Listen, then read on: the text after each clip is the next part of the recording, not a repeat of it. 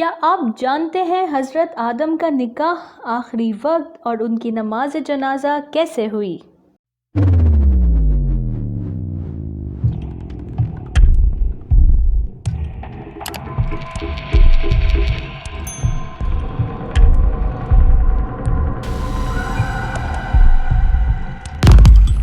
ناظرین، حضرت آدم علیہ السلام نبی ہیں لیکن تشریعی نبی نہیں، یعنی اپنے ساتھ کوئی شریعت نہیں لائے تھے، بلکہ ان نبیوں میں سے ہیں جو آغاز دنیا میں انسان کی تعلیم کے لیے بھیجے گئے۔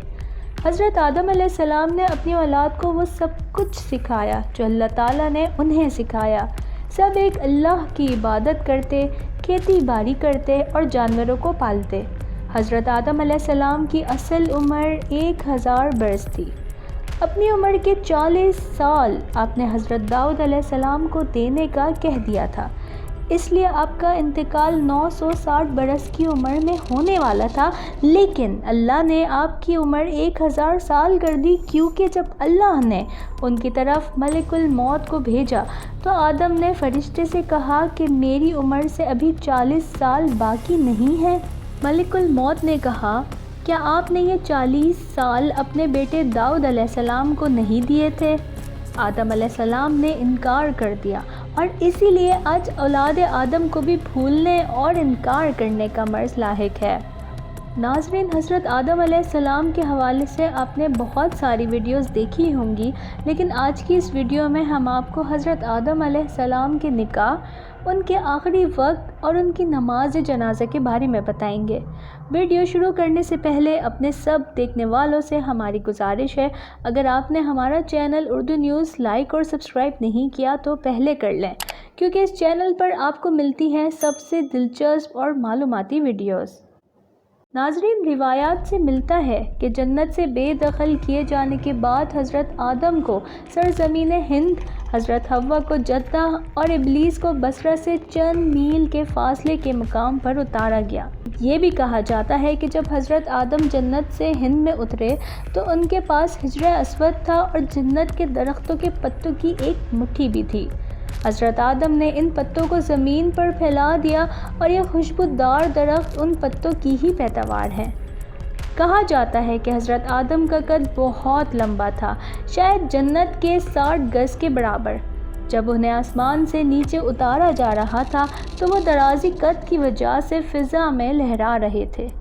اللہ نے دراز قد کو مختصر کر دیا اور آپ دنیا کے 60 گز کے برابر ہو گئے اور سیدھے اترنے لگے۔ حضرت ابن عباس سے مروی ہے کہ زمین پر آنے کے بعد حضرت جبرائیل حضرت آدم علیہ السلام کے پاس آئے اور گندم کے 7 دانے ساتھ لائے۔ حضرت آدم نے پوچھا، یہ کیا ہے؟ عرض کیا، یہ اس درخت کا پھل ہے جس سے آپ کو روکا گیا تھا، لیکن آپ نے کھا لیا تھا۔ آپ نے پوچھا، اب میں اس کا کیا کروں؟ جبرائیل نے عرض کی، ان کو زمین میں بو دیجیے۔ حضرت آدم نے وہ دانے زمین میں بو دیے۔ وہ دانے وزن میں دنیا کے دانوں سے لاکھ درجے زیادہ تھے۔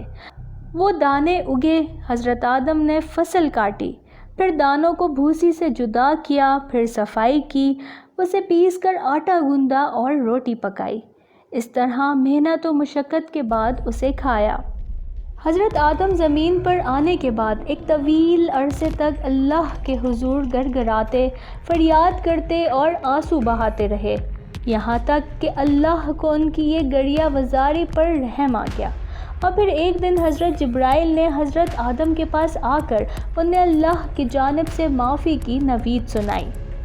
پھر حضرت جبرائیل انہیں لے کر مکہ آئے، جہاں حضرت آدم نے خانہ کعبہ کی بنیاد رکھی اور حجر اسود کو کعبہ کی دیوار پر نصب فرمایا۔ پھر اس کے گرد طواف کیا۔ طواف سے فارغ ہو کر حضرت جبرائیل انہیں جبل عرفات پہ لے گئے، جہاں حضرت حوا تشریف فرما تھی، لیکن طویل عرصے کی جدائی اور حالات نے بہت سے جسمانی تغیرات پیدا کر دیے تھے، اس لیے دونوں ایک دوسرے کو پہچان نہ پائے، جس پر حضرت جبرائیل نے دونوں کا تعارف کرایا۔ حضرت آدم اور حضرت حوا کے نکاح کے متعلق یہ بات تو طے ہے کہ یہ نکاح جنت میں ہی ہوا تھا۔ بعض روایات میں ملتا ہے کہ خدا نے خود ان کا نکاح جنت میں پڑھا، جبکہ بعض اس روایات کو نقل کرتے ہیں کہ جب اللہ نے حوا کو خلق کیا اور انہیں آدم کے پاس بھیجا تو حضرت جبرائیل نے کہا، اے آدم، یہ حوا آپ کے لیے ہیں، انہیں اپنا محرم بنا لو۔ جناب آدم نے ان کی جانب ہاتھ بڑھایا تو جناب جبرائیل نے کہا، اگر انہیں چاہتے ہو تو ان سے عقد کر لو اور مہر قرار دو۔ حضرت آدم نے کہا، میرے پاس مہر کے لیے کچھ نہیں۔ تو جبرائیل نے عرض کی کہ 3 مرتبہ درود پڑھو اور حوا آپ کے لیے حلال ہو جائے گی۔ دنیا میں انسانیت کو پھیلانے کے لیے حضرت حوا نے 20 بار ولادت کی تکلیف اٹھائی۔ ہر بار جوڑواں بچے پیدا ہوتے تھے، ایک لڑکا ایک لڑکی۔ جو بچے ایک ساتھ پیدا ہوتے تھے وہ سگے بہن بھائیوں کی طرح ہوتے، ان کی شادی نہیں ہو سکتی تھی، اور جو الگ الگ پیدا ہوتے تھے ان کی شادی ہو سکتی تھی۔ انسانی آبادی کو بڑھانے کے لیے اس وقت اللہ نے یہی حکم بطور شریعت نازل فرمایا تھا۔ اس طرح بی بی حوا نے کل 40 بچوں کو جنم دیا۔ ناظرین، رسول پاک نے فرمایا کہ جب حضرت آدم علیہ السلام کی وفات کا وقت قریب آیا تو انہوں نے اپنے بیٹوں سے کہا، بیٹو، میرا جنت کے پھل کھانے کو جی چاہتا ہے۔ ان کے بیٹے پھل کی تلاش میں نکلے تو انہیں سامنے سے فرشتے آتے نظر آئے، جن کے پاس آدم علیہ السلام کا کفن اور خوشبو تھی، اور ان کے پاس کلہاڑیں، کسیاں اور ٹوکریاں بھی تھیں۔ انہوں نے کہا، آدم کے بیٹوں، تمہیں کس چیز کی تلاش ہے؟ بیٹوں نے کہا، ہمارے والد بیمار ہیں اور جنت کے میووں کی خواہش رکھتے ہیں۔ فرشتوں نے کہا کہ واپس چلے جاؤ، تمہارے والد تو فوت ہونے والے ہیں۔